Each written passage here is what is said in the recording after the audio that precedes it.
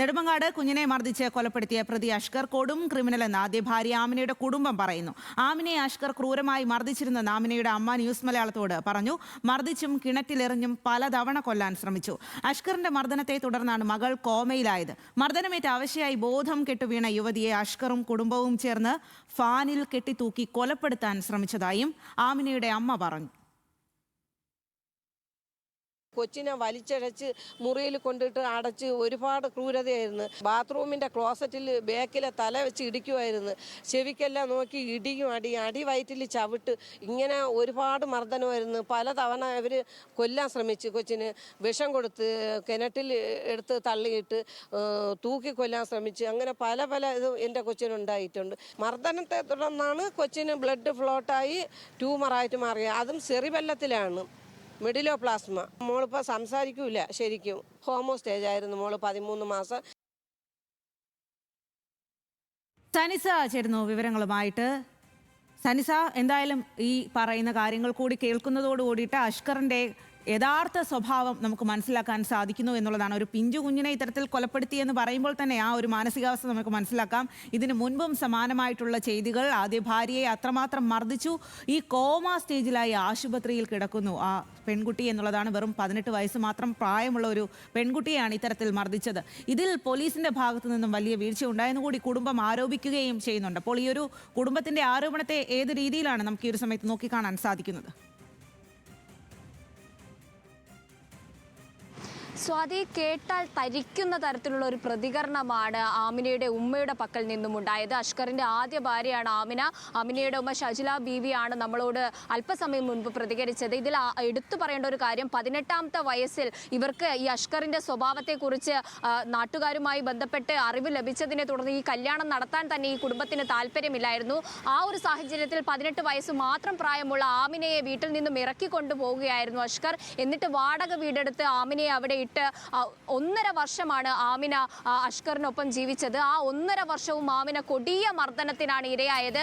കക്കൂസിന്റെ closet ആമിനയുടെ തല കുത്തുന്നു, അത് അവർക്ക് അതിൽ ബ്ലഡ് ക്ലോട്ട് ചെയ്യുന്ന അവസ്ഥ. കൂടാതെ ഇവരെ അടിച്ച് ബോധം കെടുത്തി ഫാനിൽ കെട്ടിത്തൂക്കി കൊല്ലാൻ ശ്രമിക്കുന്നു.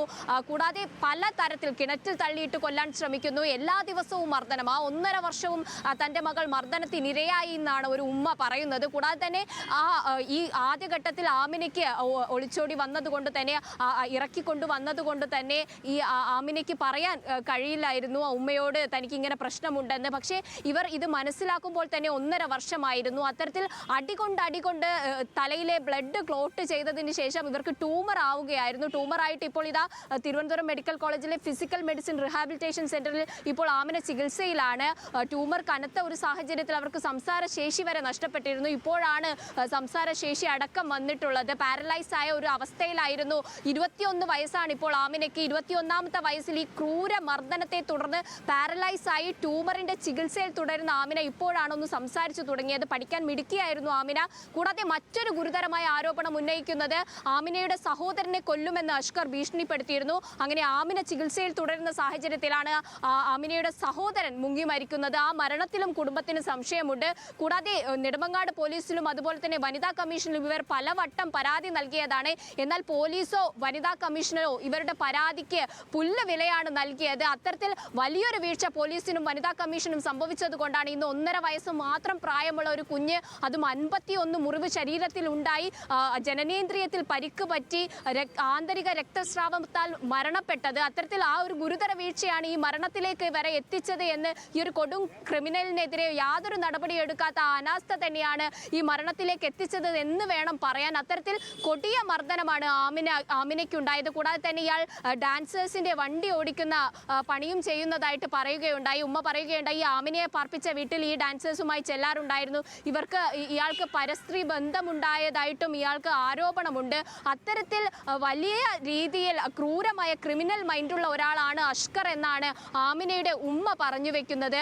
അതിൽ ഒരുപാട് ആരോപണമുണ്ട്. ആമിനയുടെ അനിയന്റെ മരണമടക്കം ഇവർക്ക് സംശയമുണ്ട്. എന്നാൽ ആമിനയെ മർദ്ദിച്ചതിന്റെ പരാതി പറയാൻ പോയിട്ട് കേൾക്കാത്ത പോലീസ് എങ്ങനെയാണ് ഈ മരണത്തിന്റെ പരാതി പോയിട്ട് കേൾക്കുക? അങ്ങനെയുള്ള അത്രയും എല്ലാ സിസ്റ്റത്തിനോടും തങ്ങൾക്ക് നീതി കിട്ടില്ല എന്ന് അത്രയും വെറുത്ത് ഇപ്പോൾ അവർ ഈ ആമിനയുടെ ചികിത്സയിൽ ഉപ്പയും ഉമ്മയും എപ്പോഴും ആമിനയ്ക്ക് പക്കൽ വേണം, അത്തരം ഒരു അവസ്ഥയിലാണ് ആമിനയുടെ ജീവിതം മുന്നോട്ട് പോകുന്നത്. എന്നാൽ പോലീസോ വനിതാ കമ്മീഷനോ ആമിനയ്ക്ക് നീതിയോ അല്ലെങ്കിൽ ആമിനയെ തിരിഞ്ഞു നോക്കിയില്ല, പരാതിക്ക് പുല്ലുവില കൊടുത്തില്ല എന്ന് വേണം സ്വാതി പറയാൻ. കൊടും ക്രൂരൻ, ക്രൂരന്മാരിൽ ക്രൂരൻ എന്ന് വേണം അഷ്കറിനെ വിശേഷിപ്പിക്കാൻ. സ്വാതി. സനിസ, കഴിഞ്ഞ ദിവസം വരെ നമ്മളെപ്പോലെ ഒരു സാധാരണക്കാരനായിട്ട് ഈ സമൂഹത്തിനിടയിൽ ജീവിക്കുകയായിരുന്നു അഷ്കർ എന്നുള്ളതാണ്. ഇത്ര വലിയ ക്രൂരതകൾ ചെയ്തു കൂട്ടിയിട്ടും അഷ്കർ അത്തരത്തിൽ ഈ സമൂഹത്തിനിടയിൽ ഇത്രയും സ്വൈര്യത്തോടെ വിഹരിക്കണമെങ്കിൽ അതിന് ഈ പോലീസിന്റെ അടക്കമുള്ള ഒത്താശയൊക്കെ ഉണ്ട് എന്നുള്ള കാര്യത്തിന്റെ കൂടുതൽ തെളിവാണ് ഈ ഒരു സമയത്ത് പുറത്തേക്ക് വരുന്നത്. ഈ ഒരു പിഞ്ചു കുഞ്ഞിനെ കൊലപ്പെടുത്തി എന്ന് പറയുമ്പോൾ തന്നെ നമുക്ക് മനസ്സിലാക്കാം എത്രമാത്രം വലിയ ക്രൂരതയാണ് ആ മനസ്സിലുള്ളത് എന്ന്. അതിന് പിന്നാലെയാണ് ഇപ്പോൾ ഈ വിവരങ്ങൾ കൂടി പുറത്തേക്ക് വരുന്നത്. അതിൽ ഏറ്റവും പ്രധാനം ഇപ്പോൾ സനിസ സൂചിപ്പിച്ചതുപോലെ ഈ ആമിനയുടെ സഹോദരന്റെ മരണം, അതിൽ കൃത്യമായിട്ടുള്ള ഒരു അന്വേഷണം വേണം. അതുപോലെ തന്നെ ആമിനയ്ക്ക് എന്താണ് സംഭവിച്ചത് എന്നുള്ള കാര്യം നമ്മൾ ആരും ആമിനെ ഈ സമയത്ത് നേരിട്ട് കണ്ടിട്ടില്ല. ആമിനയുടെ അവസ്ഥ എന്താണെന്ന് മനസ്സിലാക്കുന്നില്ല.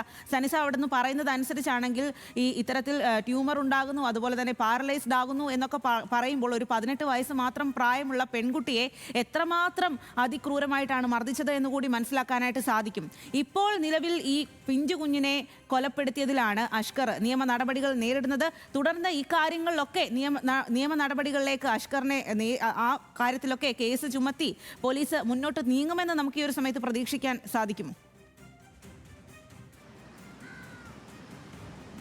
അതെ, അത്തരത്തിൽ ഇപ്പോൾ ഈ ആമിനയുടെ സഹോദരന്റെ മരണം, അതുപോലെ തന്നെ ആമിനയെ പലവട്ടം കൊലപ്പെടുത്താൻ ശ്രമിച്ചു, ആമിനയെ ക്രൂരമായി ഗാർഹിക പീഡനത്തിന് ഇരയാക്കി. കൂടാതെ തന്നെ ആമിനയോട് ഇയാൾ ഒരു ഭീഷണി സ്വരത്തിൽ പറയാറുണ്ടായിരുന്നു, നിന്നെ ഞാൻ എന്ത് ചെയ്താലും എനിക്കൊന്നും വരാൻ പോകില്ല, എൻ്റെ കൂടെ ഒരു വക്കീലുണ്ട്, അയാളാണ് പലവട്ടവും വഞ്ചിയൂർ കോടതിയിൽ നിന്നൊക്കെ ഇയാളെ രക്ഷിച്ചു കൊണ്ടുവന്നത് എന്ന് ആമിനയുടെ ഉമ്മ അല്പസമയം മുൻപ് നമ്മളോട് പറഞ്ഞു. അങ്ങനെയെങ്കിൽ ആ വക്കീൽ ആരെന്ന് കണ്ടെത്തണം, ഇയാളുടെ എല്ലാ ക്രൂരമായിട്ടുള്ള കുറ്റകൃത്യങ്ങൾക്കും കൂടെ നിൽക്കുന്ന ആ വക്കീൽ ആരെന്ന് എന്തായാലും കണ്ടെത്തണം. അത്തരത്തിൽ ഒരു വക്കീലിന്റെ കോട്ടിട്ട് പൊതുസമൂഹത്തിൽ ജീവിക്കുന്നയാൾ ഇത്തരം ഒരു ക്രൂര കൃത്യത്തിന് എങ്ങനെ കൂട്ടുനിന്നു എന്നത് തന്നെയാണ് ഒരു ചോദ്യം. അത്തരത്തിൽ ഇയാൾ ഇത്രയും കാലം ഇയാൾ ചെയ്തു കൂട്ടിയ ഒരുപാട് ആരോപണങ്ങൾ നേരത്തെ നമ്മുടെ പ്രതിനിധി സനീറ്റ പറയുകയുണ്ടായി. പല സ്ത്രീകളെയും ഇയാൾ കബളിപ്പിച്ചിട്ടുണ്ട്, ഇയാൾക്കെതിരെ പല തെളിവുകളും ഇപ്പോൾ പുറത്തു വരുന്നുണ്ട്. അങ്ങനെയെങ്കിൽ ഈ ക്രൂരനെതിരെ എല്ലാ തരത്തിലുമുള്ള നടപടികളും ഉണ്ടാകണം. ഈ എല്ലാ തരം ആരോപണങ്ങളിലും കൃത്യമായ അന്വേഷണം ഇനിയെങ്കിലും